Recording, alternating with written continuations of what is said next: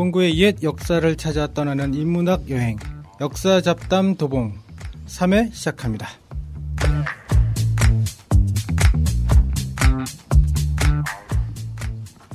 안녕하세요. 역사 잡담 도봉의 진행을 맡은 조선의 역사를 박시백의 조선왕조실록으로 공부하고 있는 락필입니다. 오늘도 쟁쟁한 패널분들 모셨습니다. 각자 자기소개부터 해주시죠. 네, 저는 한국 현대사 공부하고 있는 중산층 연구자 금강경입니다. 중산층 연구자.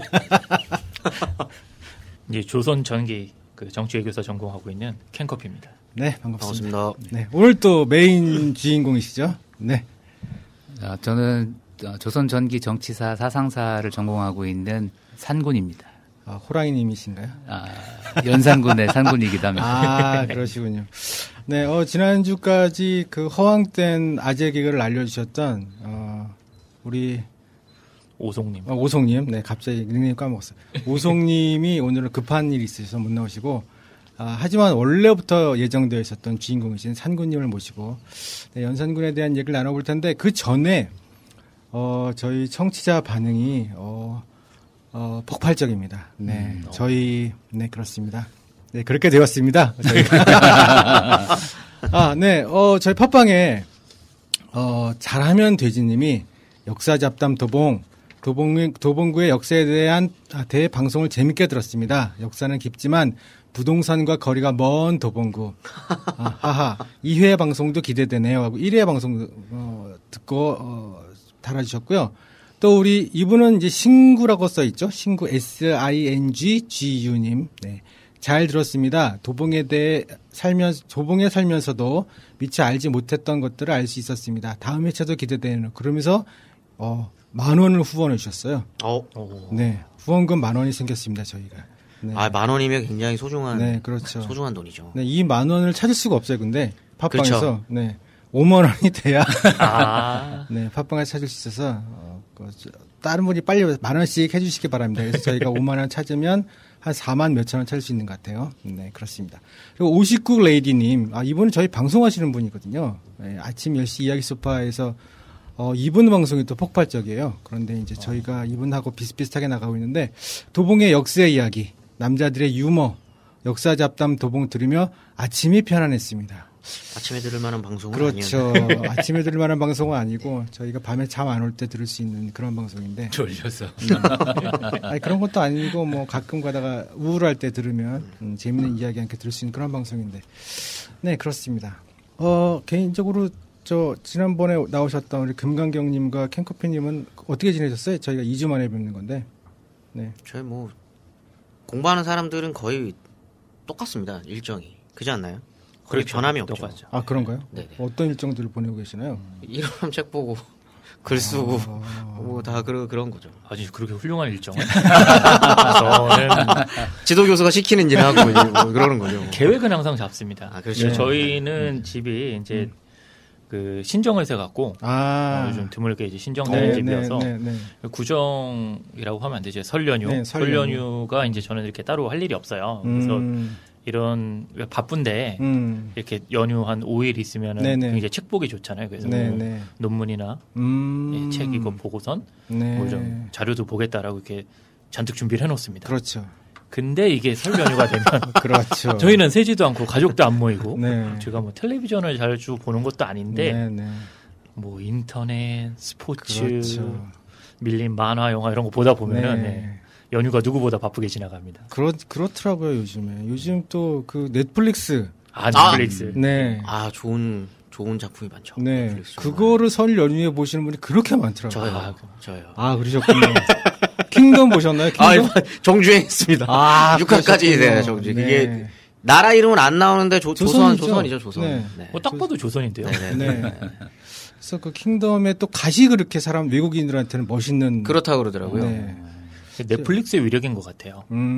예전에도 그게 나왔는데 그러니까 자꾸 보게 되면서 그리고 항상 보면은 문화가 왜 유럽에서는 왜 일본 만화 중에 그 한국에서는 원피스란 만화 있거든요. 해적들 나오는 거. 고무고무 그게 이제 일본인 한국에 더 인기가 많은데 그 서구 쪽에서는 그 작품보다 나루토, 그 닌자 다루는 그게 더 인기가 많다고 그러더라고요. 그래서 물어봤더니 네. 이제 모르겠어요. 저도 이게 아주 들은 얘기인데, 그러니까 인기가 많다는 것까지는 맞는 얘기인 것 같고, 근데 왜 그러냐면 그 서구에서는 해적이 그렇게 아주 독특한 게 아닌 거죠. 그러니까 해적 문화가 자기들도 있고, 뭐 바이킹부터 해서 네. 그리고 뭐 그 뭐죠? 캐리비안 해적인 이런 게 다 서구 문화에 어찌나 한 일부로 남아 있는데. 네. 닌자 같은 거는 굉장히 독특한 문화인 거죠. 근데 우리도 그 조선시대 그런 콘텐츠들을 네. 좀 보여주면 이제 얼마든지 이제 어필할 수 있지 않을까. 네. 근데 그게 비슷하게 가는 게 아니라 어떤 특색을 좀 보여줘야. 그러면 연산군을 어떻게 콘텐츠를 만들면 연산군요? 네, 완전 내로급으로 만들어버리면 또 멋진 콘텐츠가 되지 않을까 하는 생각이 좀 들기도 모든 요소를 다 갖췄죠. 네, 네. 사람들의 이미지에는 킹덤에 나오는 왕이랑 연산군이랑 크게 다르지 않지 않나요? 거의 그냥 뭐 그런 얘기도 들은 것 같아요. 네, 연산군이랑 비슷하다, 뭐 연산군 시대가 아닌가, 뭐 이런 얘기도 하는 것 같던데. 그래서 저희가 오늘도 연산군 얘기를 한번 본격적으로 털어보도록 하겠습니다. 네. 그러면 오늘 이제 우리 연산군 얘기를 풀어주실 우리 산군님께서 한번 시작을 해주시기 바라면서, 오늘은 이제 연산군이 3부와 4부로 나눠서 나갈 텐데, 처음에 이제 갈등 부분에 대해서 이야기를 하게 되는 거겠죠? 네. 한번 시작을 해주시죠. 네. 연산군은 성종의 아들이죠. 네. 그 성종은 많은 사람들이 경국대전은 들어보신 한 번 정도는 들어보셨을 시험에 거고. 많이 나왔죠. 네. 그래서 경국대전이 편찬된 시대의 군주 라고 하는 거는 알고 계실 텐데, 또 이제 연산군의 아버지로서 패비윤씨 뭐 이렇게 그러니까 네, 그렇죠. 성종 그 자신에 대해서는 많이 익숙하진 않지만 그 주변 사실에 대해서는 조금은 알려져 있는 그 성종의 아들입니다. 근데 이제 재밌게도 연산군은 실록을 열자마자 엄청 싸워요. 싸워요? 누구랑? 네. 그러니까 연산군하고 소위 이제 아니되옵니다를 외치고 있는 대간, 그러니까 사헌부, 사간원, 그리고 하나 더 추가하면 홍문관이라고 하는, 보통 언론 3사라고 하죠. 네네. 요 언론 기관에 있는 젊은 관료들하고 연산군하고 충돌이 엄청 심합니다. 실록을 열자마자. 좀 뭐 과장된 측면이 없지 않습니다만, 그런 식으로 연산군은 이렇게 처음부터 주기 초부터 갈등이 많은데, 사실 이게 연산군 일기를 열자마자 갈등이 심한 걸 보니까 역시 연산군은 처음부터 이렇게 이상한 사람이었구나 이렇게 생각할 수도 있지만 사실은 성종실록 말 부분을 이렇게 떠들러 보면 비슷해요. 성종실록. 네. 그러니까 이제 연산군 아버지 시대부터 이런 갈등 양상들이 강하게 나타나고 있었다는 것이죠. 그것이 연산군까지 이제 이어지고 있었다. 사헌부, 사관원, 홍문관 이런 데가 성종서부터 이렇게 막 대들었다 이거군요. 네, 맞습니다. 그래서 그래서 이제 연산군 시대의 이런 갈등 문제를 이해를 하기 위해서는 아버지 시대였던 성종 시대 때부터 활성화되었던 언론을 담당하고 있었던 이 3사, 요 기관들의 동향들을 좀 먼저 이해를 하시는 게 좋지 않을까. 왜냐하면 그래야 연산군이라고 하는 사람에 대한 제대로 된 평가도 이루어질 수 있고, 원래 연산군은 폭군이니까 이렇게 인정해버리고 들어가면 나쁜 놈은 항상 나쁜 일을 할 수밖에 없게 인식이 되잖아요. 이제 그런 거로부터 좀 벗어나려면 좀 앞시대부터 연관해서 좀 접근해보는 것이 필요하지 않을까 싶습니다. 네네. 성종 때는 그럼 어떻게 됐나요? 그래서 이 방금 상군 선생님께서 말씀해 주신 것처럼 이 성종 후반기가 되면 이제 이런 대관들이 상상이 굉장히 거칠게 덤벼듭니다. 근데 이것도 그래도 되는 거였었어요? 근데 그 분위기가 이제 그 우리가 교과서나 역사 설명할 때 언로의 확대라 그러잖아요. 이제 그런 현상이 시작이 되는 거죠. 근데 그게 이제 세종 때부터 나와요. 세종 때부터 해서 왜 세종의 치적, 공적을 이야기할 때 언로 확대를 이야기하는데 일부 맞는 거죠. 근데 제가 지난 시간에 말씀드린 것처럼 세종은 강한 왕입니다. 근데 그때 이미 언론을 확대해 준 건 사실이고, 그래서 그 유명한 집현전 있잖아요. 집현전. 집현전의 기능 중에 하나가 이제 나중에 가면서 간원의 기능을 점점 해요. 집현전이. 근데 이제 그게 세조 때 그 뭐 문제가 되면서 이제 세조가 그걸 없애고 이제 나름 기관 생긴 게 이제 홍문관이 되는 거죠. 이제 그런 기능들을 하면서 이제 3, 4의 기능을 하게 되는데, 그러니까 세종 때 언론 확대는 두 가지로 볼 수 있을 것 같아요. 세종이 좀 이제 언론을 확대해준 부분도 있겠죠. 그 통치하는 과정에서.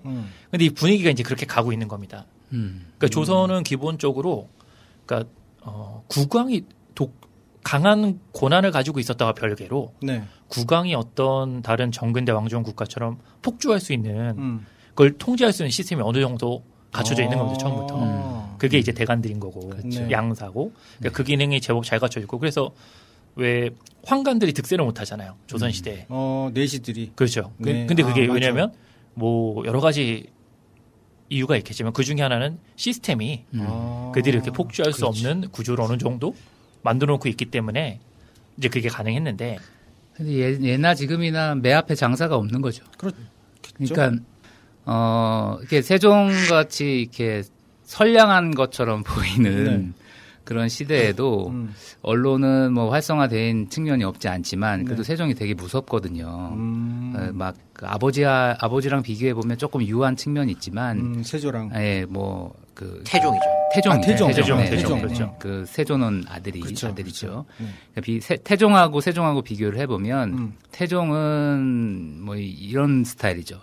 자, 내 말대로 해. 태종은 그럼 세종은 의견들을 나눠 보세요. 네, 제 말대로 하세요. 뭐 이런.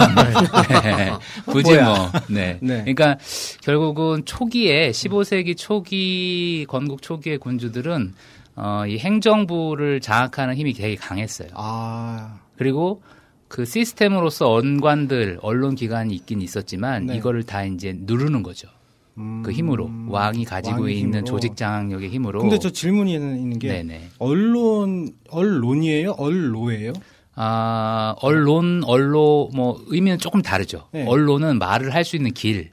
그러니까 이제 어떻게 보면 언로를 넓게 열어야 된다. 이런 뜻을 많이 하는데 요즘 들은 언론은 무슨 미디어잖아요. 방송, 신문 뭐 이런 것들이 있어서 그 이야기들을 국민이 아는 것이 언론이고 뭘 견제하는 것이 국민들한테 이 얘기를 해줘서 나라가 이렇게 돌아가고 있습니다라고 얘기해 주는 거라면 그 당시에 언론은 이거랑 다른 건가요? 뭐 역할은 비슷한 거죠. 그러니까 뭐 의미를 굳이 비유하자면 언론은 일종의 형식과 틀이고 그 언론은 컨텐츠가 되겠죠. 그래서 저는 그렇게 임금한테 막 대들리면서 계속해서 막 싸우고 나가는 것들이 저 사람들이 왜 저러지? 미쳤다고 저러나?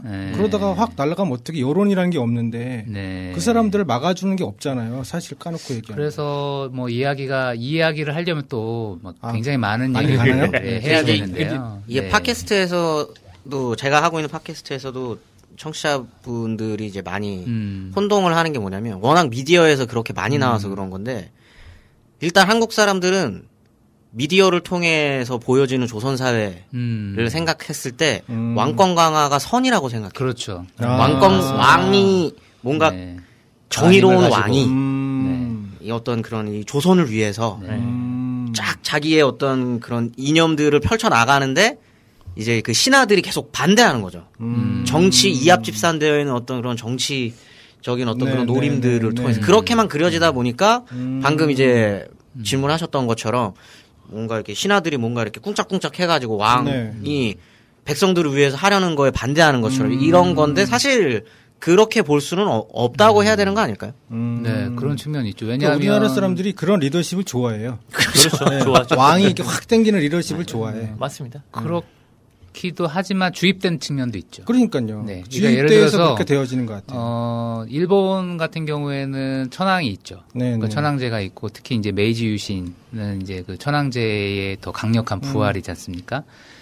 그래서 이제 그런 정서 속에서 천황을 이렇게 굉장히 높이 추대하고 의미 있는 존재로 이렇게 그려내는 이런 작업들이 사실은 우리 근대 역사학이 이제 정립되는 과정에서 한국사 그 연구자들에게도 영향을 미친 것이 아닌가. 그러니까 항상 보면은 국사책을 덮고 난 다음에 남는 인상 두 가지만 정리해봐라 그러면은 왕권은 강해야 된다. 그렇죠. 생산력은 발전했다. 뭐 대략 뭐 이런 얘기들이. 신하는 간신이고.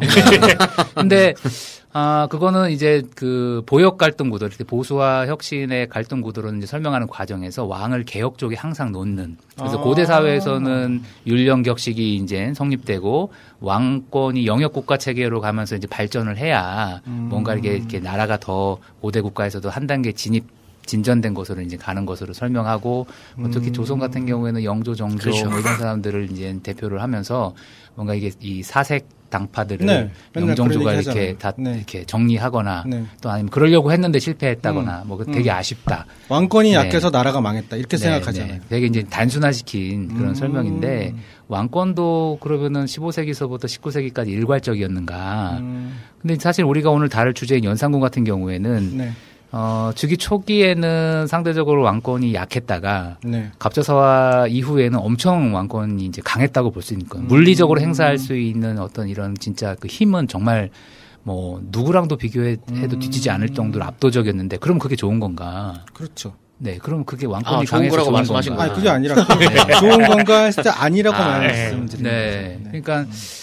이게 단순화시킬 수 없는 부분들이 있다. 그리고 마치 이제 왕권, 아까 선생님께서 말씀하셨듯이 왕권이 이제 강화되는 것을 의미 있게 이제 평가를 하고 그게 개혁적인 것을 평가하는 그 연구 경향들이 워낙 많다 보니까 자연스럽게 이제 강한 왕권에 대해서 추구하는 그리고 이제 특히 이제 그 군부 시절을 겪었던 세대 선생님들께서는 또 그런 거에 대한 향수도 있으시고 뭐 여러 가지 복합적인 측면들이 있습니다. 이 언관들 아까 질문하셨던 것처럼 언관이 막 이렇게 왕한테 대들 수 있는 거냐. 이제 그런 부분들은 이상적으로는 언관들을 언론기관을 이렇게 만들고 말을 해라라고 했지만 말을 하면 듣기가 싫거든요. 그럴 것 같아요. 나의 치부와 나의 잘못을 내가 뭐 원하지 않았는데도 잘못되는 경우들이 많잖아요. 예, 그러니까 이제 국가에 대해서 국정에 대해서 이제 그런 것들을 얘기하면 싫으니까 이제 막거든요. 언론을 막는 거죠. 그러니까 언론가 그럼 막히는 거죠. 그럼 언론이 언론을 펼칠 수가 없는 것이고요. 그런 시기가 이제 세조대까지 이제 쭉 이어집니다. 개국 이후, 개국 이후에서 세종도 별로 안 들었나요? 세종은 이제 포괄적으로 언론을 막지는 않습니다만 그럼에도 불구하고 많은 이야기들을 자유롭게 하게 두진 않아요. 그러니까 즉위 초반에서 한 7, 8년 정도 되는 시기까지 길게 봐야 10년? 네, 재위 기간 한 32년 정도 가운데서 한 6, 7년 정도까지는 좀 들어요. 이제 어리니까. 전 즉위에서 경험도 아직 부족하고 뭐 그런 똑똑하긴 했지만 그러다가 그 이후로 가면서 잘 안 들어요. 제가 그 예전에 세종실록 보면서 제일 빵 터졌던 장면이 토론을 하는 걸 좋아하긴 해요, 실제로. 실제로? 세종이 토론하는 걸 좋아하는데 항상 이길 수 없잖아요. 아무리 똑똑해도. 그렇죠. 근데 한 번은 이렇게 신하한테 밀려요. 그러면서 이야기를 합니다. 네가 공부도 많이 하고 뭐 생각도 깊이 하고 준비를 많이 해서 네 논리를 내가 반박할 수 없다. 네 말이 다 맞다. 내가 도저히 반박할 수 없다라고 선언해요. 그러면서 인정하면서 마지막에 뭐라 그러냐면 그러나 너는 신하고 나는 왕인데 네가 어쩔 거냐. 내 말대로 이래. 저 진짜 그걸로 빵 터졌어요. 와. 아니 그러니까 오히려 어떻게 보면 그게 당연한 거죠. 그리고 그 아주 지존이 그런 정도로 이야기를 들어줬다는 것 자체가 사실은 전근대 왕정에서는 그게 특이한 거예요. 지금처럼 좀 우리가 좀 우리 세종대왕을 좀 아주 훌륭하게 너무 생각해서 모든 이야기를 다 들어줬을 것처럼 생각을 하지만 그렇군요. 인간이시고 사람 살아가는 데에서는 이 역학 힘의 관계라는 게 다 있고 알겠습니다. 그렇죠. 까불면 안 되는 거죠. 근데 그런 상황들이 이제 성종대 가면 이게 바뀌는 거예요. 어떻게? 그러니까 뭐 지금까지 뭐 이 훌륭한 세종대왕께서도 이게 지그시 눌렀던 그리고 세조나 뭐 태종 같은 사람들은 아주 노골적으로 언관들을 탄압하고 이제 그 제어를 많이 했는데 성종대부터 가면 이게 서서히 언론이 풀려요. 이게 풀리는데 왜 풀리냐? 첫 번째는 성종이 13살에 즉위를 하거든요. 그러니까 13살에 즉위하고 적장자가 아니었어요. 그러다 보니까 성종의 입장에선 어린데다가 적통이 아니라고 하는 것이 갖고 있는 어떤 이 뭐라고 해요? 정통성의 시비? 그러니까 이제 물론 그 시기에 성종의 정통성을 문제 삼을 사람은 아무도 없어요. 성종이 뭐 그 죽은 의경세자 세조의 큰 아들의 둘째 아들이거든요. 이제 뭐 굳이 따지고 보면은 뭐 큰 문제는 없는데 그래도 뭐 이렇게 직접적으로 왕의 적장자가 아니어서 예종의 적장자가 괜히 찔렸군요. 그냥. 그러니까 이제 항상 그런 거죠. 이제 이 왕정 사회에서 내가 어떤 방식으로 왕이 되는가라고 했을 때 적장자가 가장 이렇게 목소리도 톤도 높고 연산군이 그렇지 않습니까? 그쵸. 예. 근데 그렇지 않을 경우에 약간 좀 좀 조심해야 되고 눈치도 좀 봐야 되고. 사실 조선 왕 중에 적장자로 왕이 되는 왕이 몇 명 없지 않나요? 많지는 않죠. 그리고 특히 이제 전기 같은 경우에는 적장자로 왕위에 오른 사람들이 좀 단명하거나 불행한 경우들이 많아요. 예를 들어서 문종은 적장자였죠. 근데 단명했죠. 그 다음에가 연산군이죠. 그렇죠. 그 다음에 이제 적장자로 왕위 계승한 사람이 연산군이고, 그 다음에 중종의 아들이었던 인종. 근데 인종은 조선 왕 중에 재위기간이 제일 짧아요. 8개월 했습니다. 8개월. 그렇죠. 그러니까 그렇고요. 그 다음에는 이제 조선 후기로 이제 후기로 넘어가는데 그 과정에서 지금 손으로 꼽아봤자 몇 명 되지도 않고, 안 되죠. 특히 전기의 이런 적장자 왕위 계승의 왕들은 굉장히 일찍 죽거나 아니면 다들 열등했네. 다들 열등감이 있었겠네. 그런 부분들. 그 조선 사회 전체가 그래서 어떤 면에서 보면은 조선 전체의 왕권은 강하질 않아요. 앞 시대에는 반대파들 정적들을 다 제거하고 강한 집권력을 갖고 있었던 그런 시대가 주로였다면, 성종대부터는 이제 그 사람들 안에서 뭔가 이렇게 정치가 복잡하게 더 이루어지고, 군주가 내세울 수 있었던 어떤 이 파워가 조직 장악력과 같은 것들이 이전보다 훨씬 더 이제 약해지게 되면서 여기에서 이 이데올로기적인 명분을 갖고 있었던 이 언관들, 정치를 바르게 하셔야 됩니다. 덕정을 펼치셔야 됩니다. 지금 진행하시는 정책은 백성들에게 부담을 많이 주는 것이니 이런 것을 하시면 안 됩니다. 아니되옵니다의 어떤 이런 목소리들이 이제 커지게 되는 거예요. 그리고 요게 사실은 우리 이제 이 프로의 제 이야기 뒷부분까지 계속 연결되는 건데, 정부 구조로만 놓고 보면 청요직이라고 불리는 엘리트 그룹들 있잖아요. 요 그룹들이 당 하관에 주로 많은데. 당 하관. 그러니까 요 그룹이 아예 그냥 힘을 통째로 갖는 거예요. 그러니까 인사권과 언론을 자유롭게 할 수 있는 이런 권한, 언론을 언관으로서 이렇게 목소리를 낼 수 있는 권한과 일부 인사권, 모든 인사권은 아니고 굉장히 큰 권력을 갖는 거죠. 그렇죠. 그러니까 이 힘을 갖게 되면서 청요직이 힘이 세지니까 대신과 왕이 이전에는 이제 수직적 질서였던 거죠. 왕, 대신, 중하급 관료. 그래서 이제 위에서부터 명령이 이제 차례차례로 이제 아래로 내려갔다면, 지금은 명령이 끝까지 내려가지 않고 중간에서 대신 그룹 다음에 이 청요직 그룹에서 목소리, 언관들을 통해서 목소리를 내면서 이의 제기할 수 있는 이 권력 구조가 이제 바뀌어 버리는 거예요. 요게 성종대 나타냈던 변화고, 요 변화 속에서 언관들이 파워를 갖고 항상 왕을 향해서, 대신들을 향해서 자기들이 옳다고 생각하는 주장들을 펼칠 수 있었고, 요거를 왕과 대신이 쉽게 제어하기가 어렵다. 이게 이제 대신들이라는 게 영의정, 좌의정, 그런 보통 당상관들 이상, 또는 이품 이상 이렇게 얘기할 수 있는데요. 그러니까 이제 당상관은 당 위에 올라가 있는 사람들인 건데, 한마디로 지금으로 편하게 비교하면 군에서 장군급들이죠, 이 사람들이. 차관급 이상이라고 보면 돼요. 차관급 이상급이라고 보시면 되죠. 그러면 그 언론을 갖고 있었던 사람들은 그 국장급이란 말이에요? 국장급이 그렇게 강하나? 그렇죠. 조선시대는 그 급들이 꽤 강한 권한을 갖고 있습니다. 대박인데? 조선 후기에 가면 이중환의 택리지에 그 인심조 그 항목에 보면 조선은 대간의 힘이 되게 세다.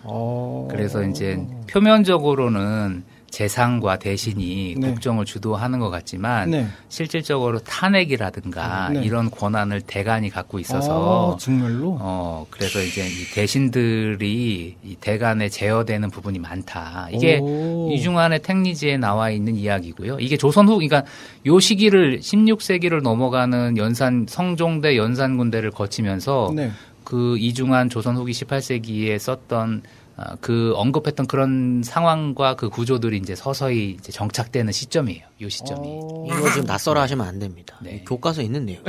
정말로요? 네, 교과서에 있는. 제가 그때 아팠나 봐요. 잠시 양호실에 누워 있을 때 이게 있었던 것 같아요. 이 방송을 듣고 계신 분들이 연령대가 조금 높은 걸로 알고 있는데 자제분들의 국사 교과서를 펼쳐보세요. 나오는 다 나오는. 역사 시간에 아프면 안 돼요. 꼭 앉아 있어야 됩니다. 성종대 나타났던 변화는 앞 시기에 강한 왕권을 가진 국왕이 이 정부 전체를 강력하게 통제를 하면서 끌고 나갔던 이 시대가 그 내부의 언관들과 같은 청요직 엘리트 그룹들이 여러 가지 실권들을 갖게 되는 과정에서 왕도 대신도 권력이 위축되어 가고 그러다 보니까 이전에 했던 관행들에서 나타나는 문제점들은 다 끄집어내는 거예요. 네. 그리고 인사 이동, 인사 임명과 관련돼서는 뭐 옛날에는 그냥 자연스럽게 했던 왕의 외척에 대해서 인사 임명을 했다면 네. 이런 것들이 다 공격의 포인트가 되는 거죠. 그러니까 항상 싸울 수밖에 없고 네. 이 싸움이라고 하는 것이 이제 갈등이 점점 갈수록 고조될 수밖에 없는 요게 그러네. 이제 성종 네. 후반으로 가면 갈수록 네. 더 요 같은 대립 양상들이 심해졌고 그래서 재밌는 것 중에 하나가 그 윤필상이라고 하는 사람 이게 연산군대도 이제 초반에 언급되는데요. 이 네. 사람은 성종 후반에 이제 영의정직에 있었던 사람인데 네. 왕실에서 국가에서 이제 도첩제를 한동안 일시적으로 폐지를 한 적이 있어요. 도첩제가 뭐예요? 도첩제는 승려에게 일종의 자격증을 주는 거예요. 그래서 이제 너는 승려로서 인정을 한다. 국가가 공인하는 거죠, 승려. 네네네. 근데 이제 그 일반 관료들과 이런 유생들의 입장에서는 유교의 국가에서 불교를 인정하는 어떤 그러네. 공식 루트를 만든 것을 국초부터 되게 싫어했거든요. 네. 이 부분들은 뭐 여러 가지로 이제 문제 제기를 했었는데 요 시기에 와서 성종이 이걸 잠시 들어줘요. 그래서 도첩제를 폐지를 합니다. 근데 문제는 뭐냐면 왕의 엄마 네. 그리고 이제 내명부에 있는 이 비빈들 이 여성분들께서 또 왕실이 이 여성분의 네. 왕실은 불교와 되게 밀접한 관련이 많거든요. 네, 네, 그러니까 네. 여기서 이제 이의제기가 일어나고 막 성종을 압박을 했겠죠. 그래서 이거를 무마를 시키고 없었던 일로 합니다. 그러니까 막 완전 난리가 났죠. 왜 좋은 취지의 결정이었는데 왜 없앴습니까라고 해서 막 하는데 이때 영의정이었던 윤필상이 적극적으로 그런 의견들을 들어서 왕 그러시면 안 됩니다. 이렇게 얘기를 했었어야 되는데 그렇지 않고 그럴 수 있는 거죠. 뭐 이렇게 넘어간단 말이에요. 그러니까 그러지 않아도 윤필상에 대해서 돕지 않은 시선이 많았는데 네. 그 유생들에서부터 정부에 있는 대관들, 홍문관, 관원들 이 사람들이 총출동을 해가지고 윤필상을 공격을 하는데 그때 성균관 유생에 이목이라고 하는 사람이 있었는데 이 네. 이목이 윤필상을 가리켜서 간귀라고 써요. 간귀. 상소를 올렸을 때. 근데 이건 있을 수 없는 일이거든요. 간귀면 뭔가 간사한 귀신인가요? 그렇죠. 뭐 이름 네. 딱 들어도 부정적인 단어 아니에요. 네. 간자가 들어가면 일단. 네. 그러니까 귀까지 들어갔으니. 뭐 대관도 함부로 대신한테 적어도 영의정이면 그러니까 그 1인지하 만인지상이잖아요. 네. 그런 아주 높은 자리에 있는 사람한테 이렇게 공격할 때는 쉽지 않은 건데 목숨을 걸어놓게 유생들 이런 식으로. 근데 옛날부터 조선 초부터 유생들은 불교 문제에 있어서는 언론을 허용을 해줬어요. 그렇죠. 언론도 아무나 할 수 있는 게 아니에요. 직을 언관으로서의 직을 갖고 있는 사람만 하는 거거든요. 네. 그러니까 이 시기에 그러니까 이 유생들까지도 이 문제를 가지고 윤필상을 이렇게 공격하는. 그러니까 대가는 당연히 언관에 있는 사람들, 그러겠네요. 유생들까지도. 그러니까 요게 지금으로 따지면은 뭐 국무총리나 뭐 이런 사람들을 막 날려라. 네, 아주 공식적으로. 네. 뭐 이렇게 비판하는 신분제 사회였는데도 불구하고 그게 이제 성종 말년경에 일어나고 있었던 그런 모습이에요. 이런 걸 통해서도 요 시기에 언관들의 목소리들이 커지고 있었고 국왕과 대신하고 대립하고 있는 양상들을 볼 수 있는 거죠. 그래서 저는 그 대립이 언제부터 격화됐냐 그 흐름은 이제 말씀을 해주셨고 네. 그 직전에 그 윤필상 문제 전에 도첩제 그 문제 전에 그 성종 22년에 이제 북쪽으로 이제 정벌 나가는 걸 추진을 해요. 네. 성종 때. 근데 이 조선 초기에는 이 정벌이 굉장히 그 국가 정책이고 중요한 대외 정책입니다. 이런 전쟁이 나가면 지면 안 되잖아요. 네. 그러니까 이제 준비를 많이 하고 이제 계획적으로 가는 건데, 이전에는 꽤 그 태조 때는 뭐 실제 나간 적은 대마도만 한번 나갔고요. 네. 그러니까 태종 때도 조금 나가고 세조 때 이제 크게 나가고요. 뭐 파저강 정벌 이게 사군육진 개척하면서 세조 때까지 크게 나가고 그렇죠.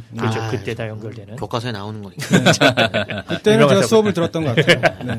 우리나라 사람들이 지도에 민감하거든요. 그렇죠. 그렇죠. 예민하죠. 한반도를 다 먹었다. 그렇죠. 네.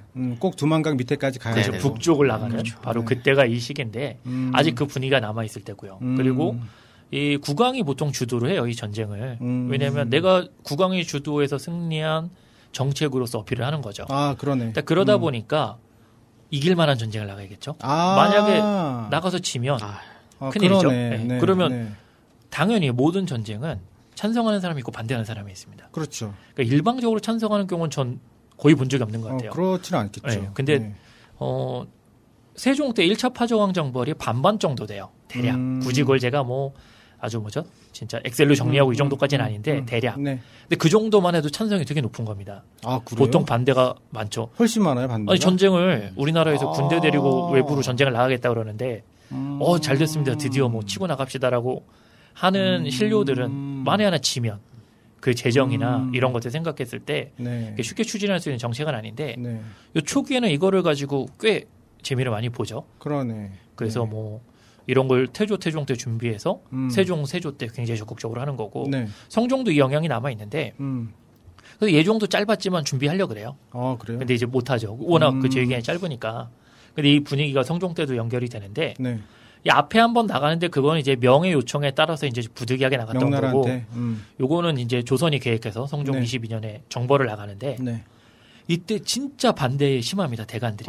이번에는 진짜 이거 갑자기 무슨 네. 분위기 갑자기 왜 전쟁이냐 갑자기 무슨 정벌이냐 안 된다라고 하는데 이거를 성종이 어떻게 보면 되게 무리해서 이제 막 뭐라 그러죠? 밀고 나가서 네. 결국에는 시행을 해요. 시행을 해서 2만 명이 나가는데 네. 그러니까 전투병이 2만 명인 겁니다. 그래서 반대하는 대관들이 계속 그 얘기를 해요. 2만 명이라고 이야기하지만 네. 수송 이런 거 합치면 6, 7만이다. 이거 비용이랑 이런 어떻게 할 거냐. 이런 얘기 계속 나오는데 나갑니다. 그러면 이렇게 나가서 성종이 권위를 얻기 위해서는 대승을 거둬야 되는데 그쵸. 너무 준비 기간도 오래 걸리고 이렇게 하면서 그리고 이 여진 세력들도 네. 조선이 여러 번 출병을 했기 때문에 이제 압니다. 그 나름대로 정보망이 있고요. 네. 그래서 준비를 해서 다 도망갑니다. 아, 도망갔어요? 네, 그게 다 피해갖고 2만 명이 갔는데 대규모 전투는 벌이지도 못하고요. 그러니까 빈집 털고 합니다. 쉽게 말하면. 이겼는데 찝찝한 거죠. 그렇죠. 빈집 털이하고. 그래서 이기긴 이겼는데. 몇 명 잡아요. 몇 명. 몇 명. 네, 그러니까 성종도 스스로 민망하고. 가오가 안 쓰는 거죠. 가오가 안 쓰는 거죠. 진짜 굉장히. 그래서 이때 어느 정도로 대관들이 다 반대를 하는데 네. 이때 대신 중에 찬성한 사람이 윤필상 같은 인물이 찬성을 해요. 혼자. 거의 늘 찬성하세요. 이분. 왕이 하시는 거에 대해서는. 있으면이구만. 근데 이때 하도 다른 대신들이나 대관들이 하니까 의견을 바꿔요. 본인이? 네, 본인. 이거 내가 잘못 생각한 것 같다. 근데 이 얘기를 하니까 성종이 이때 화내면서 막 해임도 하고 이래요. 내 앞에서 그런 얘기 한 적. 그죠. 왜냐면 그 정도는 삐진 거죠, 이제. 아니 근데 삐질 수밖에 없는 게 내 다 편이 아무도 반대하는데 내 편이 한두 명인데 그 사람이 생각을 바꾼 거잖아요. 그렇지. 약간 브로맨스였나요? 배신자죠, 배신자. 가깝긴 했죠. 가까웠는데. 근데 갑자기. 이제 그러면서 갔는데 결국에 이게 대실패를 한 거죠. 그래서 세종 때도 이런 일이 있어요. 비슷하게 2차 파저왕 정벌 나갔는데 네. 목적을 달성을 못하고 와요. 그리고 큰 전공을 못 세우고 왔더니 그때 이제 우의정이 그런 얘기를 합니다. 이 정도면 국방에 있는 장수 한 명 보내서 한 200여 기만 보내도 이 정도 전공을 세웠겠다라고 하니까 세종께서 바로 파직시켜요, 우의정을. 근데 왜 그랬는지는 안 나오는데 제 생각에는 삐진 거지. 아킬레스건을 건드린 거죠. 그렇죠. 누가 봐도 전공이 없는 전쟁을. 짜증이 확 난 거야. 근데 이때는 뭐냐면 아예 성종이 근데 그때 세종은 막 전공도 많이 주고 막 되게 파격적으로 해줍니다. 왜냐하면 이 전쟁을 승리한 전쟁으로 설명을 하는 거예요. 근데 이 성종 때는 안 그래요. 본인이 풀이 죽습니다. 본인이 그 신하들이 전공 좀 무슨 전공을 해야 될까 이런 식으로 자꾸 얘기를 해요. 자기가 하고. 근데 이 이후부터 그러니까 여기서 그 조선왕조실록, 성종실록 보면은 그런 얘기는 안 나와요. 이 전쟁은 졌습니다. 실패였습니다라고 직접적으로 얘기한 사람은 없어요. 근데 누가 봐도 그런 인식을 할 수밖에 없고 이 북정 이후에 다녀온 이후에 대관들이 진짜 기가 살았겠네요. 기가 산 거는 물론이고 막 진짜 어마어마하게 덤빕니다. 그래서 이 이후에 주도권을 잡은 거지. 이 이후에 어떤 얘기가 나오냐면 그때 그 누구죠? 그 허종이라고 허종이라는 게서 그 이 당시 젊은 엘리트들 대관들이 굉장히 존경하는 대신인데 이 사람이 이분이 그런 얘기를 할 정도예요. 아니 대관들이 이렇게까지 심하게 하면 전하가 어떻게 통치를 하냐 이게 너무 지나치다라는 얘기를 오히려 대신이 할 정도로 이때부터는 아주 되게 직접적으로 국왕을 공격을 하기도 하고 저런 것도 나와요. 성종이 얘기하다 대관들이랑 이렇게 논쟁을 벌이다가 지금 내가 실수했다는 거냐 잘못했다는 거냐라고 얘기할 때 왕이잖아요. 그 전에는 물론 그렇게 생각하니까 이야기하는 거지만 그런 뉘앙스로 절대 얘기 안 합니다. 왕의 실수입니다라고까지 얘기 안 하는데 여기는 약간 어떤 뉘앙스로 얘기하냐면 예 맞습니다 이런 식으로 나오는 거예요. 그 분위기가 많이 바뀌고요. 엄청 바뀌는 거죠. 이걸 시스템으로 보면 믿는 구석이 있는 거예요. 그렇죠. 그러니까 대관에서 국왕하고 언쟁을 하잖아요. 이렇게 간쟁을 하다가 잘려요. 그러니까 교체되는 거죠. 파직시키고. 그러니까 특히 요때 이 북정과 관련돼서는 북벌과 관련돼서는 자르고 막 벌 주고 막 그러거든요. 국문하고 말 잘못했다고. 성종이 그런 군주가 아닌데 이때는 되게 강경하게. 완전 열받았구나. 왜냐하면 밀어붙이려고 했던 의지가 되게 강해서 여러 차례 그렇게 하는데 그러면 뭐 합니까? 다음번에 들어온 대가는 똑같은 얘기를 똑같이 반복해요. 진짜? 네. 이야. 그러니까 말씀드렸듯이 요 시기에 오면 그 청요직에 들어올 수 있는 사람의 인사권을 적극적으로 임명은 못하지만 이 사람들이 비토는 할 수 있어요. 그러니까 예를 들어서 되게는 못하지만 안 되게는 할 수 있는 거군요. 그렇죠. 굉장히 큰 힘이죠, 그것도. 제일 무서운 겁니다.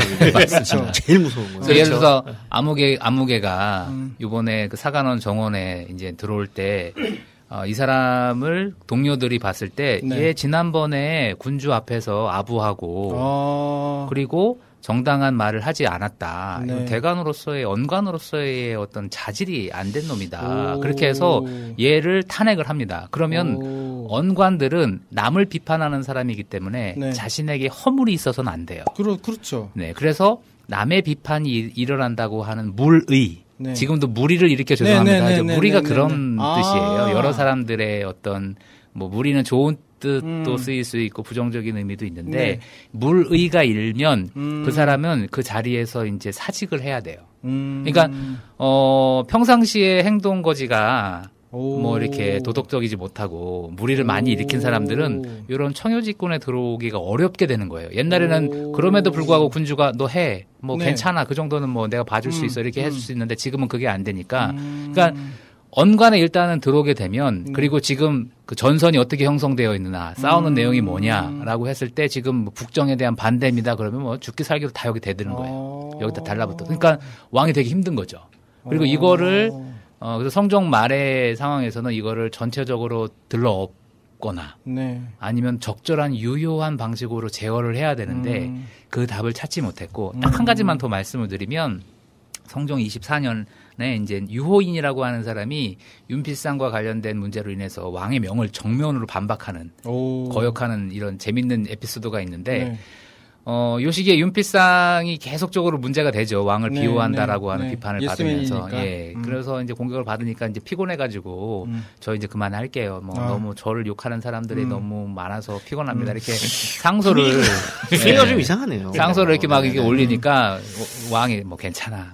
그냥 갑시다. 막 이렇게 하는데 그 당시에 그 승정원에 있는 주서가 이제 일이 있어가지고 자리를 비웠어요. 그러니까 이제 왕의 윤필상이 올린 사직상소를 이렇게 만류하는 답변을 이제 전달해줘야 되는 사람이 없는 거죠. 그래서 홍문관원은 또 비서이기도 하거든요. 그래서 그 홍문관원 유호인한테 네가 갖다 줘 그랬더니 저 안 갈 겁니다. 야 갖다 줘. 그러니까 안 갈 겁니다. 왜? 그러니까 우리도 지금 윤필상을 탄핵하려고 하고 있는데 그런 탄핵하려고 하는 사람을 사직을 만류하는 답변을 저희가 어떻게 전달합니까? 저 안 갈 겁니다. 그러니까 성종이 열이 받았어요. 그래서 가 싫어요. 가 싫어. 이거 진짜 몇 번을 계속 왔다 갔다 하다가 일단은 가면 안 될까? 때리질 않나? 거의 그런 식으로까지 비굴하게 얘기해서 끝내 안 가요. 끝내 안 가서 제 국문회라고 이제 하니까 또 홍문관원들이 이제 전하 그러시면 아니 되옵니다. 지금 이러이러한 상황에서 윤필상은 옛날부터 많은 오명을 써왔던 사람이고 우리는 이러이러한 이유로 반대를 했던 사람들인데 이거 시키는 게 말이 됩니까? 신하의 돈은 의를 따르는 것이지 왕명을 무조건 따르는 게 아닙니다. 유명한 요 시기에 어떤 군주에 대해서 이렇게 대들 수 있는 어떤 이런 모토가 여기서 이제 나오는데요. 요 시기에 분위기를 잘 보여주는 것이죠. 지금 우리가 녹음 시작하지 56분 현재 지나고 있는데 연산군 아직 못 만났어요. 아직 그 제목과 어울리지 않는 이야기입니다. 연산군을 빨리 한번 만나보죠. 다 했습니다. 이제 연산군을 이제 이렇게 가면 됩니다. 성종 끝났죠. 이제 성종 끝나고 이제 연상 이제 시작이네요. 반갑습니다, 연산군님. 그래서 이제 무오사와 얘기를 해야 되는 건가요? 무오사화가 이제 일어나기까지. 무오사화라니요. 이제 아직 연산군 즉위를 안 했어요. 즉위를 안 했군요. 이제 연산군 이제 즉위했습니다. 방금 지금 저희 원고 2페이지 첫 줄 읽으셨어요. 신하의 돈은 의를 따르는 것이지 임금을 따르는 것이 아니다. 10페이지 중에 2페이지 첫 줄 읽으셨습니다. 자, 연산군 한번 만나볼까요? 그러면. 예, 이제 뭐 연산군이 즉위를 하는데, 그러니까 뭐 길게 성종 때의 분위기를 설명드렸던 거는 아까 처음에 그 상구 선생님께서 말씀해 주신 것처럼 그냥 갑자기 연산군이 그냥 폭정을 하다가 막 신하 다 죽이고 이런 게 아니라 그 앞에부터 시작되는 맥락이 있는 겁니다. 그렇죠. 그러니까 연산군이 이미 즉위를 하는 순간부터 이미 뭐냐면은 이미 대관들이 이렇게 엄청 덤비는 분위기였어요. 시스템도 갖춰져 있고. 뭐 덤빈다라는 표현보다 이렇게 뭐죠? 계기는 적극적으로 이야기를 하는. 예.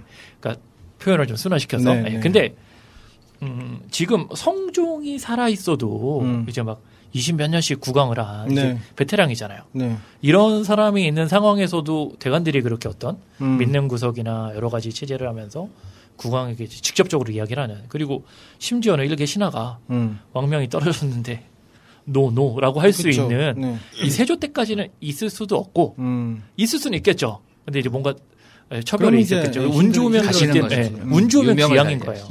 자, 지금 좀 세조대로 다시 돌아가면 안 돌아가는 됩니다. 게 아니에요. 연산군으로 가야 됩니다. 이렇게 왔는데 바로 이 분위기인 거죠. 그러니까 뭐냐면 이때 오면 이 연산군은 이제 새로운 젊은 왕이고요. 네. 그러니까 신하들 입장에서는 아무리 봐도 성종보다는 못한다면 조금 쉬운 상대죠. 당연히. 아마추어군요. 아니, 초짜니까요. 그렇죠. 아직 왕 경험이 없으니까. 경험이 없고 아무리 세자에서 훈련을 받았을지라도. 그래서 생각해 보면은 그 문종 때 그런 일이 있어요. 세종이 돌아가시고 나서 이제 문종 왕이 돼서 또 이제 막 논쟁이 막 벌어집니다. 네. 문종이 할 때. 근데 문종은 꽤 세자 오래 있었고 이제 준비를 하고 뭐 어찌됐건 그 앞에서 세종 있을 때 통치도 좀 해봤고 왕이 됐는데 그 어찌됐건 오래 있었죠. 잘 알고. 그런데도 막 되게 신하들이 세종 때보다 더 강하게 막 반대하고 의견을 내고 이럽니다. 그래서 그 문종실록 보면 그런 뉘앙스로 문종이 얘기를 해요. 야, 니네 우리 아빠 때는 안 그랬잖아. 왜 나한테 이래? 막 이런 식으로. 막 거기 이제 숨겨져 있지만 괄호치고 줄임말로 뭐 내가 만만하냐 뭐 이런 식으로 얘기하고 싶었을 것 같아요. 뭐 속된 말로 물 들어올 때 노져야 된다고. 대간이나 이 청요직 계열에 있는 사람들의 입장에서는 그 갓 즉위한 연산군이라고 하는 그 군주가 어떻게 보면 자기들이 추구하고 또 그렇게 가야 된다라고 생각하는 어떤 정책 방향들 이런 것들을 이제 강제적으로 시행할 수 있다라고 생각해요. 요즘하고는 다르네. 요즘은 대통령이 딱 취임하면 초 1년차가 파워가 가장 세잖아요. 그렇죠. 네. 근데 여기는 완전 다르네. 여기는 투표를 뽑혔으니까요. 지금은.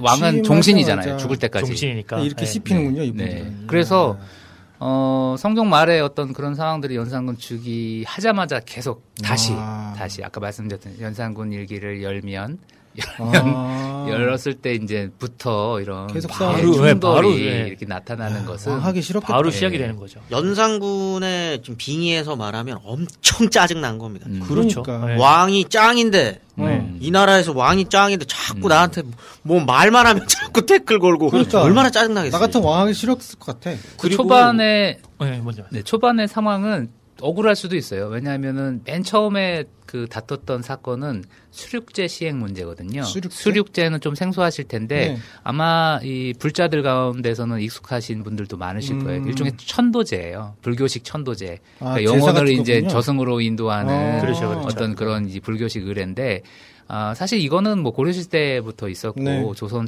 초에도 계속 진행해 왕실에서 의례적으로 해왔던 일종의 그 장례 그 세러머니 중에 하나라고 얘기할 수 있어요. 근데 이 수륙제를 시행을 하니까 대간에서 또 난리가 난 거죠. 그냥 듣기만 해도 유생들이 싫어할 것 같아요. 불교 들어갔으니까. 그렇죠. 성종이 누구냐. 성종, 이게 설명을 제가 뭐 다 말씀을 못 드렸는데 경연의 군주거든요, 성종은.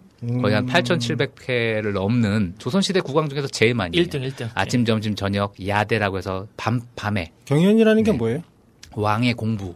세미나. 공부를 국왕 세미나. 아침 공식적인 자리예요. 8,700회요? 네. 제일 많아요. 진짜. 세미나 일주일에 하나 돌려도 힘듭니다. 네. 그렇죠. 근데 그거를 하루에 3번씩 돌렸으면 3번씩 하고 그래서 성종을 호학의 군주라고 하거든요. 학문을 사랑하는 군주. 그러니까 성종대 언론이 발달했던 게 여러 가지 이유 시스템적인 것도 그러니까 있지만 연산군이 힘든 거지. 아빠가 그렇게 공부를 했으니. 그러니까 이제 성종은 또 연산군한테 서연이라고 해서 세자의 수업은 서연이라고 하거든요. 왕의 수업은 경연, 세자는 서연. 서연을 열심히 시켰는데 잘 안 해요. 세자 때도. 힘들지. 네. 그리고 오히려 그 자기를 아주 이렇게 혹독하게 공부시키는 조지서 같은 이런 조지서라는 그런 선생님을 되게 싫어하고 그렇죠. 이 사람은 연산군대 죽어요. 연산군한테 그럼요. 미움을 받아가지고 선생님인데 네, 선생님인데 공부를 이렇게 무리하게 시키면 안 돼. 스카이캐슬이잖아요. 스카이캐슬. 그러니까 스카이캐슬이 딱 맞는 말이에요. 그래서 이제 수륙제가 시행이 됐는데 이것은 관례거든요. 관행으로 해왔던 건데 이걸 가지고 엄청나게 싸워요. 네. 즉위 초반인데 이미 성종의 장례 절차를 치르는 과정에서 나오는 이 충돌인 것이죠. 네. 그래서 이거는 단순히 연산군이 뭘 잘못한 건 아니잖아요. 네. 뭐 의례적으로 해왔던 뭐 관련된 의례였는데 이거를 한다고 해서 대간하고 이제 하다 보니까 이제 충돌이 일어났고 이제 서막이 이제 갈등의 서막이 이제 연산군 때 열리고 이제 본격화됩니다. 그리고 이제 갓 즉위한 국왕 입장에서는 다들 마찬가지일 텐데. 기존에 하던 어떤 제도를 확 바꿔버리기가 쉽지가 않습니다. 그러겠죠. 선대부터 해왔던 거를 내가 바꾼다? 근데 뭐 어떤 신념이나 구상이 있는 상태에서라면은 그걸 좀 바꿔보고 새로운 시도를 할 수가 있겠지만 그걸 내가 됐는데 지금 3대는 다 이걸 했는데 갑자기 나부터 하지 말라? 이거는 사실 조심스럽죠. 신하들이 그런 그렇죠. 이야기를 할지라도 그건 뭐 보통 사람이 다 심리인 것 같습니다. 그렇죠. 날 얕잡아 오는 거야? 뭐 이러면서. 그럴 수도 있죠. 그렇기 때문에 이제 당시 염의정이었던 노사신이라고 하는 사람이 대간의 이러한 기세등등한 아무리 그것이 자기들이 추구하고 있는 유교적 가치를 뭐 위한 것이라고 하지만 이건 니네들의 어떤 지금 방식은 너무 문제가 많은 것이 아니냐라고 하는 문제 제기를 하면서 연산군 편을 들어줍니다. 근데 좀 익숙하시죠? 아까 윤필상 간귀라고 하는 그 욕을 먹었던 그 윤필상 케이스랑 지금 비슷해지게 되는 건데 조금 상황이 달라져요. 어떻게 달라지냐면 연산군은 성종하고 다른 캐릭터예요. 그러니까 성종은 그런 상황에서 오히려 더 적극적으로 윤필상을 정말 아주 강경하게 비호하면서 윤필상을 욕한 그 이목 같은 사람은 아주 진짜 무섭게 혹독하게 다루면 잠잠해지거든요. 근데 그렇지는 않았어요. 적절한 선에서 그냥 타협하고 그냥 풀어주고. 근데 연산군 같은 경우에는 노사신하고 조금 더 밀착하는 모습을 보여줘요. 아하. 그러니까 이제 이 노사신이 대간은 자기들의 말만 옳다고 생각을 하고 국왕과 대신들의 어떤 정책 집행을 큰 그림을 못 본다 뭐 이러면서 다 오류라고만 잘못됐다라고만 하는데 이렇게 되면 권력이 대간에게 가는 거다. 권귀대각이라고 하는 그 당시의 표현으로 따르면 이런 표현을 쓰니까 대간이 난리가 난 거죠. 그러니까 언론은 항상 넓게 열려 있어야 되고 간원은 군주는 어떤 식으로든지 간에 받아줘야 되는 게 덕정이자 왕도 정치의 어떤 표본인데 그거를 도와야 되는 영의정께서 언론을 더 열지는 못할지언정 언론을 막는 거잖아요. 이거는 자기가 권신 행세를 하기 위한 것이다 라고 해서 수륙제 문제로 촉발되었던 대립이 노사신이라고 하는 영의정이 왕을 비호하는 문제로 이제 이전이 되면서 또 한 차례 뭐 굉장히 오랫동안 이 문제가 이제 지속이 됩니다. 그래서 요 시기에는 한 번 싸우면 기본이 3개월이에요. 똑같은 얘기를. 이게 들으시는 분들이 또 계속 오해를 하실 수가 있는데 이게 지금도 마찬가지일 거예요. 그러니까 갓 즉위한 왕이 있는데 이제 밑에 있는 그 청여직에 있는 그 신하들이 쓸데없는 걸로 시비 거는 것처럼 이렇게 들으실 수 있거든요. 또 보통 그렇게 생각하잖아요. 근데 그게 아니었다라는 것도 이제 그래서 왜냐하면 이분들한테는 이게 성리학적 가치에 위배되는 일들이 계속적으로 벌어지는 거예요. 그거에 대해서 왕 마음대로 하면 안 된다라는 얘기를 한 거지. 계속 그냥 왕이 혼자서 뭔가를 하는 게 아니꼽다거나 이게 꼬아가지고 시비 거는 게 아니라는 거죠. 이게 이념적으로 대립이 계속적으로 되는 부분이라는 거. 도덕조건이라고 하는 부분을 등에 업은 거죠. 그래서 조선 사회는 이렇게 가야 됩니다라고 하는 그런 주장들을 자기들이 구축한 어떤 이런 시스템과 연동시켜가면서 이제 파워풀하게 끌고 나갔던 거고요. 그래서 노사신 문제가 끝난 다음에는 정문영이라고 하는 사람이 우의정에 임명될 때 이 정문영은 이 언관들의 목소리를 들어주는 이기보다는 군주 편에 서는 사람입니다. 그래서 이런 사람을 쓰면 안 됩니다. 그래서 우의정 임명을 반대를 해요. 그래서 또 이걸로 또 뭐 굉장히 오래 가다 결국은 임명이 안 돼요. 아이고. 네, 임명이 안 되고 요거 끝나고 나서는 또 환갑 문제로 또 뭐 시비를 뭐 이렇게 다투다가 결국은 무오사와 일어나기 전에 가장 큰 문제 중에 하나였던 폐비 추승 문제. 네네네. 이제 넘어갑니다. 예. 그래서 이 폐비 추승과 관련돼서는 성종의 유언이 있어요.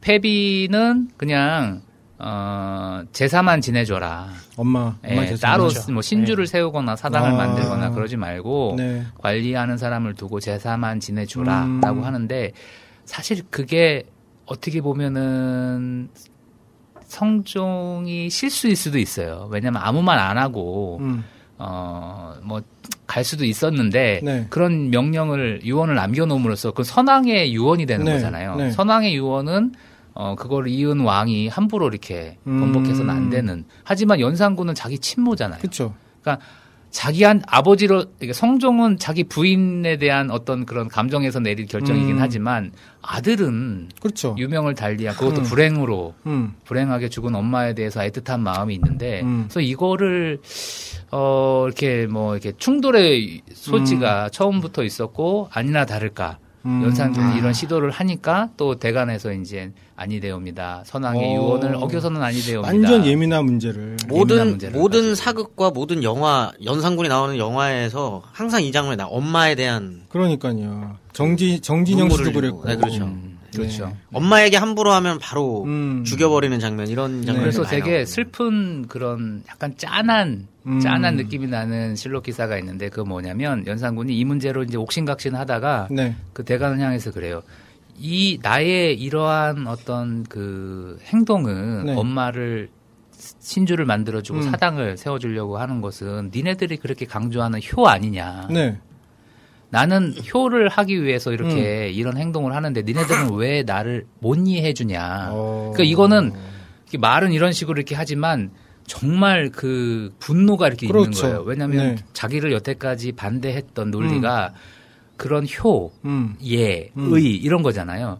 근데 오히려 자기의 어떤 이런 순수한 효의 마음을 펼치려고 했을 때는 이걸 또 선왕의 명으로 이제 또 막는다는 것이죠. 그래서 연산군이 이 패비 추승 문제를 가지고 또 한 5개월 가까이 정말 아주 이렇게 지독하게 막 이렇게 충돌을 하는데 재밌는 것은 요 패비 추승과 관련돼서 대간 내부에서도 자기들끼리 이제 이견들이 나타나기 시작을 해요. 왜냐하면 잘 생각을 해보면 패비가 뭐 한 100번 양보해서 죽을 만한 이유가 있다 할지라도 연산군 입장에서는 왕인데 왕의 어머니를 저렇게 뭐 추승을 하는 것은 아버지의 유언을 거스리는 것이긴 하지만 그래도 인정으로 바라봐줄 부분이 있잖아요. 그러니까 야 우리 이제 그만하자. 그러니까 대간의 논의가 항상 이렇게 진행되는 게 아니라 처음에 발의를 하고 그래서 여러 사람이 모여서 회의를 하고 결정이 나면 가는 거거든요. 그러면 이제 공론에 무게를 실어서 이제 가는데 이걸 하다가 군주가 안 들어주면 정계라고 해서 계문을 올리는 걸 그만두는 요 단계를 진입하면 끝이에요. 그 안건은 나중에 다시 할 수도 있지만 일단은 멈추는 거거든요. 그래서 정계를 위해서 얘기가 나와서 어느 정도 얘기가 됐는데 정계하자고 그만하자고 발의한 사람을 막 또 내부에서 무리가 있는 거예요. 왜 너는 이 문제를 이런 식으로 처리를 하는 거야? 라고 해서 그 발의한 사람이 이후에 거의 그 좌천되거나 아니면 다시 청요직에 재직이 못할 정도로 이렇게 욕을 먹어요. 좀 이상하다. 그러니까 요 시기는 어떻게 보면 리더십이라고 하는 게 그런 면에서는 굉장히 중요한 부분이 있어요. 그러니까 독재의 리더십은 문제가 많이 되지만 그래도 어떤 중심을 잡아주고 끊을 건 끊고 뭐 진행할 건 진행하고 이런 리더십을 발휘할 수 있는 사람들이 청요직 내부에서 사실은 없고 잘못하다가 뭐 이렇게 여린 모습을 보이거나 군주한테 꿀리는 모습을 보였다가는 무리가 일어서 자기가 이제 자기 출세길이 막히게 되니까 다 강경파가 될 수밖에 없는 이런 너무 구조에서 좀 보수적이고 극단적으로 가는 것 같은 이런 극단의 어떤 흐름들을 제어할 수 있는 어떤 견제 장치들이 마련이 안 되니까 이 패비 추승 문제를 놓고 내부에서도 나름대로 합리적으로 인정적으로 봐줄 수 있는 부분들까지도 이제 의견들이 묵살되면서 갈등은 가장 정점으로 향하게 되었던 것입니다. 근데 이 성종, 연산, 중종 때가 결국에 이 조선 시대의 어떤 성격, 그냥 흐름이 한번 크게 변하는 시기거든요. 그러니까 이때 여러 가지 그 시행착오가 나올 수밖에 없는 거죠. 마치 고려에서 조선으로 넘어올 때 여러 가지 이상한 일이 일어나는데 왜 아직 정리가 안 되니까 와, 큰 변화가 왔을 때 왜 우리도 그렇잖아요. 뭔가 큰 변화가 왔을 때 처음 어색하잖아요. 그쵸. 처음 운전할 때 어색하고 뭐 또 처음 안 했던 거를 군대 가서 어색하고 근데 뭐 군생활 뭐 2년 3년 하면 사회 나와서 어색하고 잠시는 금방 적응하지만 근데 이때도 지금 성종 때를 기점으로 크게 변해가는 상황 속에서 이제 막 여러 가지가 오는 겁니다. 그런 대관들도 마찬가지고 국왕도 마찬가지고 대신들도 마찬가지고 이 한번 변해 가서 다시 안정이 되기까지의 그런 상황을 한번 겪는 거죠. 그러니까 조금씩 자기들도 이렇게 경험해 본 게 오래되지가 않은 겁니다. 그래서 그 경험치가 쌓이는 게 사화예요. 사화? 네. 그러니까 갈등이 계속 고조되죠. 네. 대신들은 대신들을 비판하고 왕을 비판하고 국가의 네. 정책에 대해서 이제 강하게 비판하고 왕은 그것을 잘 안 받아들이고 자기가 하고 싶은 대로 하려고 하고. 그러니까 뭔가 이렇게 타협의 여지가 없이 이제 평행선을 달리고 있는데 네. 평행선을 달리는 과정에서 이 패비추승 사건을 문제를 계기로 해서 연산군 입장에서는 다른 건 몰라도 이 패비윤 씨에 대한 처우 개선을 하려고 했던 이걸 좌절시키려고 하는 물론 이제 결국은 사당과 신주가 건립이 돼요. 건립이 되지만 이거를 이렇게까지 어렵게 이렇게 반대를 했던 네. 대관들을 향해서 뭔가 본때를 보여줘야 네. 되겠다라고. 뭔가 이제 폭발이 점점 끌어오르고 있는 거죠. 그래서 이제 폭발을 하는 게 바로 사화로 이제 나타나는 게 거고, 그럴 때 가장 유용하게 활용되었던 게 김일손의 사초다. 사초. 네. 그러니까 사초가 사초 들어봤는데 그 지난 정권 그 무렵에 사초 얘기 나오지 않았나요? 맞습니다. 네. 김무성 씨. 그렇죠. 김무성 씨가 봤죠. 네, 뭘 봐갖고 하여튼 그랬었죠. 그때 사초 얘기 들었던 것 같은데. 네. 그렇군요. 무사와의 사초 얘기를 좀 해주시죠. 그렇게 이제 갈등이 극한으로 이제 이루어지다가 네. 결국 이제 모사로 폭발하는데 그리고 모사로 폭발하게 되었던 계기는 김일손의 사초고, 이극돈과 유자강이라고 하는 사람이 이제 왕이 죽으면 실록청이 만들어지죠. 그래서 이제 그 전 죽은 왕의 시정기, 네. 이제 통치 기록들을 이제 가져다가 정리해서 내놓는 게 실록이에요. 그래서 이제 실록이 편찬되는데 대통령 기록물 같은 거군요. 네, 그래서 실록이 편찬되는 과정에서 김일손이라고 하는 사람이 쓴 사초, 네. 가장 사초가 있어요. 네. 집에 보관하고 있는 본인이. 네네. 그러니까 그 사관을 역임한 사람들, 네. 예문관의 사관을 역임한 사람들은 실록청이라든가 이런 데 보관하고 있는 시정기가 있고, 네. 그리고 개인적으로 이제 그 사관으로서 적어놓은 기록들을 갖고 있는 가장 집에 네. 장서하고 있는, 집에 보관하고 있는 사초가 있는데, 이게 왕이 죽으면 이거를 갖다 바쳐요. 수첩 같은 거, 네. 수첩 같은 가지고 거. 있다가. 네. 그리고 이거를 그래서 이제 국정 통치 자료로서 이제 같이 비교하는데, 이 가짱 사초에는 개인의 의견들이 많이 피력이 돼 있어요. 그러겠죠. 그래서 김일손이 쓴 사초에 조의제문, 그 유명한 조의제문이 이제 실려 있는 거예요. 조의제문이 뭔가요? 조의제문은 뭐냐면, 이 의제를 추모한다. 추모하는. 의제는 그러니까 이제 항우한테 죽은 중국 항우한테 죽은 네, 그 네, 의제를 네. 추모한다라고 해서 이거는 사실은 우리가 알고 있는 것처럼 세조가 네. 단종을 폐위시키고 왕이 된 이거를 빗대어서 썼다라고 하는 이 조의제문을 싣고 이걸 굉장히 이렇게 충분한 마음으로 이거를 김종직이 쓴 거다. 뭐 이런 거죠. 이런 걸 쓰니까 옳았구나 싶은 거죠. 여태까지 이렇게 다구리를, 죄송합니다. 이렇게 비판을 당했던 대신들의 입장에서는, 이거는 뭔가 그림이 될 것 같은데, 뭔가 이렇게, 뭐 그런 식의 이제 그 생각들이 돌면서 왕한테 이걸 보고하는 겁니다. 이 김일손이라는 사람이, 네. 선왕을 이렇게 비방하는 글을 남겼다. 선왕? 세조? 그렇죠. 세조죠. 네. 그러니까 김종직이 조의제문을 남겨서 단종의 죽음을 애달파했다라고 하는 것은 결국은 세조의 정통성을 인정하지 않는 거다. 그렇지. 그렇게 연결되는 거죠. 그래서 네. 이거를 이제 연산군한테 보여주니까 연산군의 입장에서는 왔다. 드디어 내가 원하던 소스가 이제 들어온 거죠. 왜냐하면 선왕을 비방하는 것은 역이거든요. 그렇죠.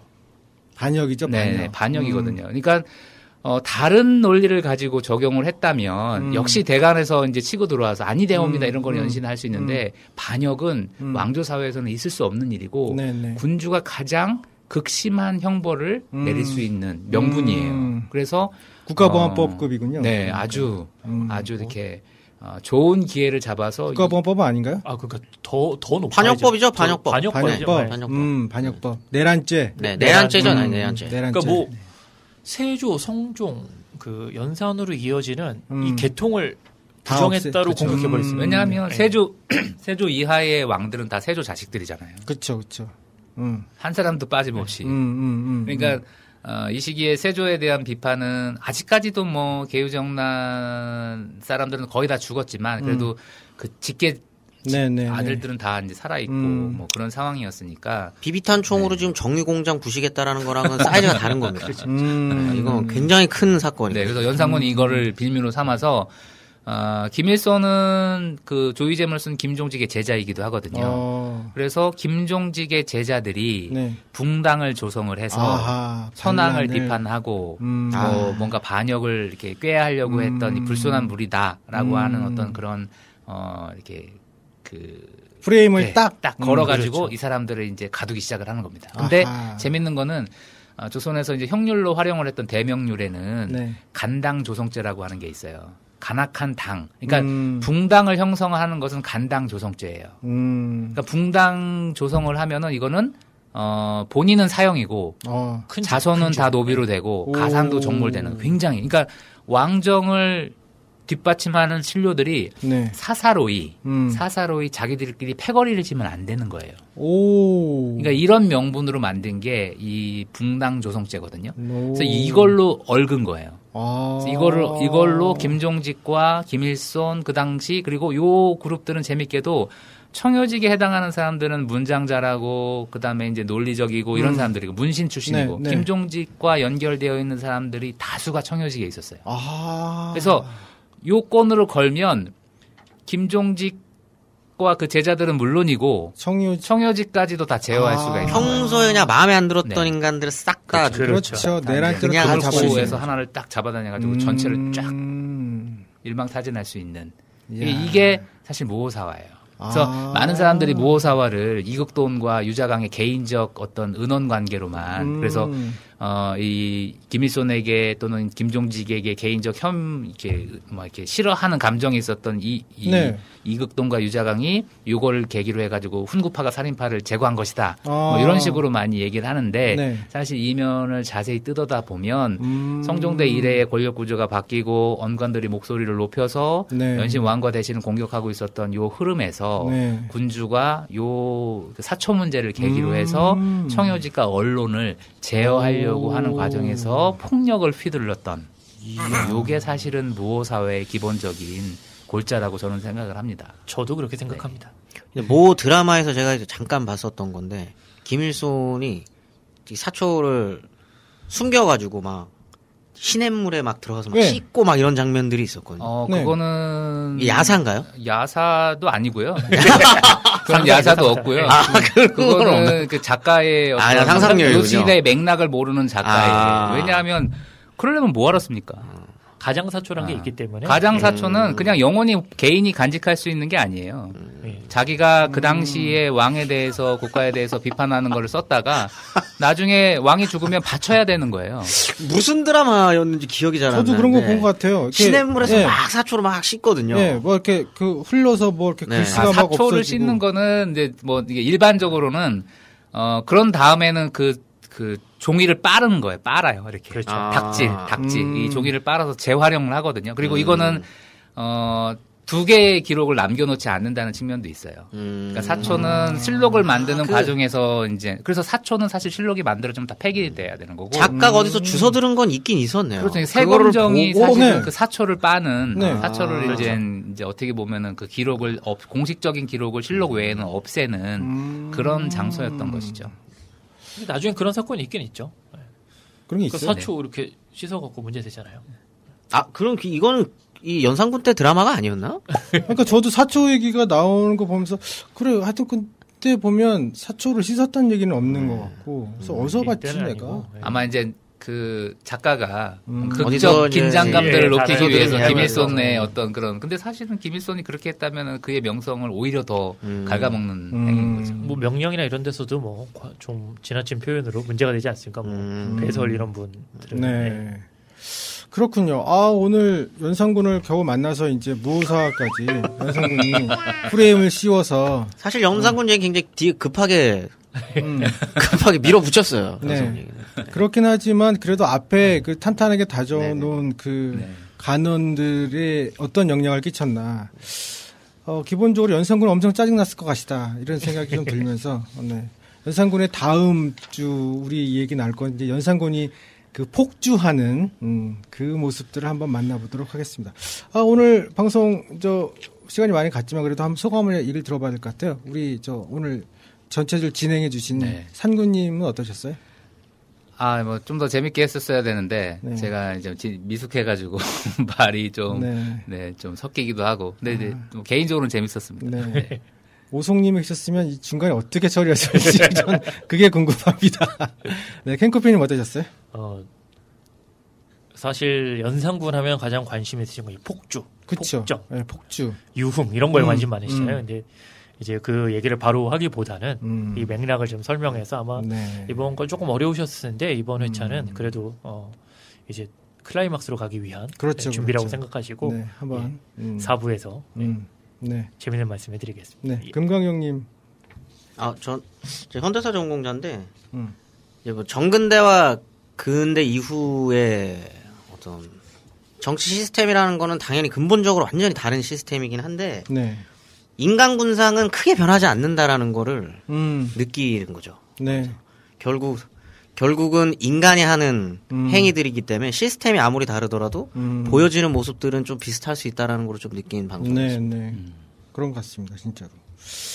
네, 오늘은 연산군 갈등의 고조편에 대해서 들어봤고요. 도봉구 역사를 찾아 떠나는 인문학 여행 역사잡담 도봉은 재밌고 유익한 도봉구와 관련된 역사 이야기를 모아서 다음 주에 찾아뵙도록 하겠습니다. 네, 지금까지 산군님, 캔커피님, 금강경님이 함께해 주셨고 진행의 락PD, 연출 김미연, 기획 역사가 살아있는 문화인문도시 도봉, 후원 교육부 한국연구재단, 제작의 은행나루 마을방송국이었습니다. 감사합니다. 감사합니다.